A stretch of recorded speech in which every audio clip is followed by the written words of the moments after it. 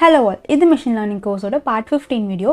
போன வீடியோல இருந்து நம்ம ஃபீச்சர் இன்ஜினியரிங்ன்ற டாபிக்கை வந்து நம்ம ஸ்டார்ட் பண்ணோம். ஸோ ஃபீச்சர் இன்ஜினியரிங்ல பார்த்தீங்கன்னா நம்ம வந்து 9 ஸ்டெப்ஸ் பார்க்க போறோம்னு சொல்லியிருந்தோம். அதில் வந்து நம்ம ஃபர்ஸ்ட் 2 ஸ்டெப்ஸை வந்து ஆல்ரெடி அங்கே பார்த்துட்டோம். And third step and feature செலெக்ஷனில் பார்த்தீங்கன்னா நான் வந்து 3 மெத்தட் சொல்லியிருந்தேன். ஒன்று வந்து filter method, wrapper method and intrinsic method. நம்ம இந்த டுட்டோரியலில் பார்த்தீங்கன்னா wrapper அண்ட் ஃபில்டர் தான் பார்க்க போகிறோம். நான் வந்து போன வீடியோவில் ஆல்ரெடி ஃபில்டர் மெத்தட் வந்து ஃபுல்லாக எக்ஸ்பிளைன் பண்ணிட்டேன். அண்ட் இந்த வீடியோவில் நான் உங்களுக்கு wrapper மெத்தட் பற்றி சொல்ல போகிறேன். ஸோ வாங்க வீடியோக்குள்ள போகலாம். அதுக்கு முன்னாடி நீங்கள் இந்த சேனலை சப்ஸ்கிரைப் பண்ணலாம். மறக்காம சப்ஸ்கிரைப் பண்ணிட்டு பக்கத்தில் இருக்க பெல் ஐக்கானும் கிளிக் பண்ணிக்கோங்க. அப்போ தான் நான் வந்து அடுத்தடுத்து போடுற வீடியோ எல்லாமே உங்களுக்கு நோட்டிஃபை ஆகும்.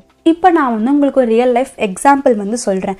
நீங்கள் வந்து ஒரு பார்ட்டிக்கு போகணும், இல்லை ஏதாவது வந்து ஒரு ஈவெண்ட்க்கு போகணும்னு சொல்லி வச்சுக்கோங்களேன். நீங்கள் வந்து டிஃப்ரெண்ட்டான அவுட்ஃபிட், ட்ரெஸ் எல்லாமே வந்து நீங்கள் ட்ரை பண்ணி பார்க்குறீங்க.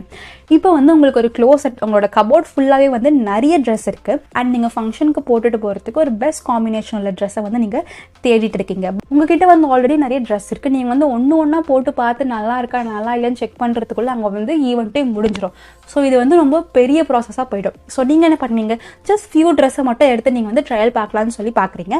அண்ட் அதுலேருந்து நீங்கள் வந்து பெஸ்ட் ட்ரெஸ்ஸை வந்து எடுக்கிறீங்க. அதாவது ஃபுல்லாத்தையும் வந்து ட்ரையல் பார்க்காம சிலது மட்டும் எடுத்து போட்டு பார்த்து நீங்கள் வந்து செலக்ட் பண்ணுறீங்க. இப்படி தான் வந்து wrapper மெத்தட்ஸும் வந்து ஒர்க் ஆகும். நம்மளுக்கு வந்து டேட்டா செட்டில் நிறைய ஃபீச்சர்ஸ் இருக்கும். இங்கே எப்படி நிறைய ட்ரெஸ் இருக்கும், அதே மாதிரி வந்து நம்ம டேட்டா செட்டில் நிறைய ஃபீச்சர்ஸ் இருக்கும். ஸோ நம்ம வந்து அந்த ஃபீச்சர்ஸ் வச்சு தான் நம்மளோட மிஷின் லேர்னிங் மாடலே நம்ம வந்து பில்ட் பண்ணுவோம். அண்ட் சேம் தான், நம்மளுக்கு வந்து எல்லா காலம்ஸும் தேவை கிடையாது. சில ஃபீச்சர்ஸ் மட்டும் தான் நம்மளுக்கு வந்து தேவை.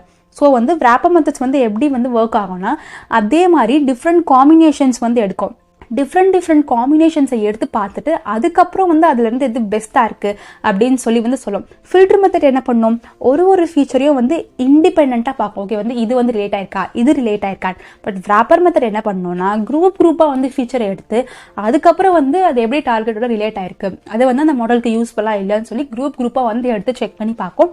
ஸோ இதுதான் வந்து wrapper மெத்தட். wrapper மெத்தடில் பார்த்தீங்கன்னா RFE அப்படின்ற ஒரு மெத்தட் பற்றி தான் வந்து நம்ம இங்கே பார்க்க போகிறோம். அதாவது ரிகர்சிவ் ஃபீச்சர் எலிமினேஷன் அப்படின்ற ஒரு மெத்தட் பற்றி தான் வந்து நம்ம இங்கே பார்க்க போகிறோம். RFE என்ன பண்ணோன்னா, அதே மாதிரி தான் எல்லா ஃபீச்சர்ஸையும் பார்த்துட்டு ஒரு ஃபீச்சராக வந்து ரிமூவ் பண்ணிக்கிட்டே இருக்கும். எது தேவை இல்லையோ அது வந்து ஒரு தடவை ரிமூவ் பண்ண உடனே அது வந்து செக் பண்ணிக்கிட்டே பார்க்கும். அதாவது ஓகே, நம்ம வந்து ஒன்று ரிமூவ் பண்ணிவிட்டோம், இப்போ வந்து மாடல் எப்படி ஒர்க் ஆகுதுன்னு சொல்லி வந்து பார்க்கும்.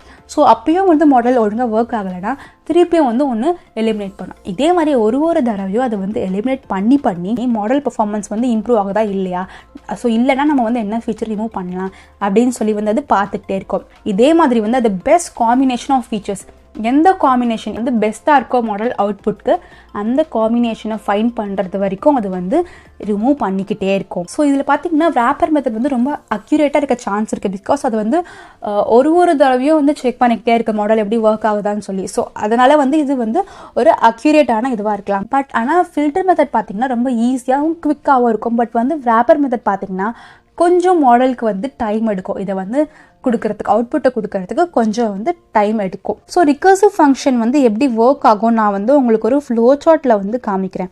இங்கே பார்த்தீங்கன்னா ஃபர்ஸ்ட் என்ன பண்ணணும்னா, ஒரு செட் ஆஃப் ஃபீச்சர்ஸை வந்து அது வந்து எடுத்துக்கிறோம்.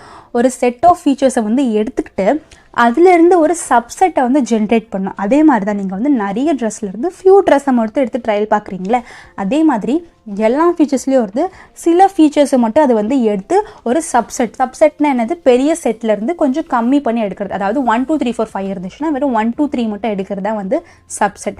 அதே மாதிரி ஒரு சப்செட்டை வந்து எடுத்துக்கிட்டு இப்போ வந்து அது அல்காரிதம் அப்ளை பண்ணும். அது என்ன பண்ணணும், அதாவது புதுசாக வர ஃபீச்சர்ஸை வந்து அந்த சப்செட்க்கு வந்து ஆட் பண்ணுறதோ ரிமூவ் பண்ணுறதோ, அதுதான் அதோட வேலை. அதாவது இந்த ஃபீச்சர் தேவையில்லைன்னா அது வந்து சப்செட்லேருந்து ரிமூவ் பண்ணிடும், அந்த ஃபீச்சர் தேவைன்னா அது வந்து சப்செட்க்கு ஆட் பண்ணிடும். இது வந்து ரிகர்சிவ் ஃபங்க்ஷன். ரிகர்சிவ்னா என்னது, திருப்பியும் வந்து நடந்துக்கிட்டே இருக்குது, அதுதான் வந்து ரிகர்ஷன் சொல்லி சொல்லுவாங்க. ஸோ இது வந்து ஒரு ரிகர்சிவான ஃபீச்சர். ஒரு தடவையும் வந்து அது பண்ணிக்கிட்டே இருக்கும். அதோட பர்ஃபார்மன்ஸ் வந்து எப்படி இருக்கணும் வந்து அது வந்து செக் பண்ணிக்கிட்டே இருக்கும். ஸோ இப்படி தான் வந்து ரிகர்சிவ் ஃபீச்சர் எலிமினேஷன் வந்து ஒர்க் ஆகும். ஸோ இப்படி தான் வந்து filter method and wrapper methods வந்து ஒர்க் ஆகும்.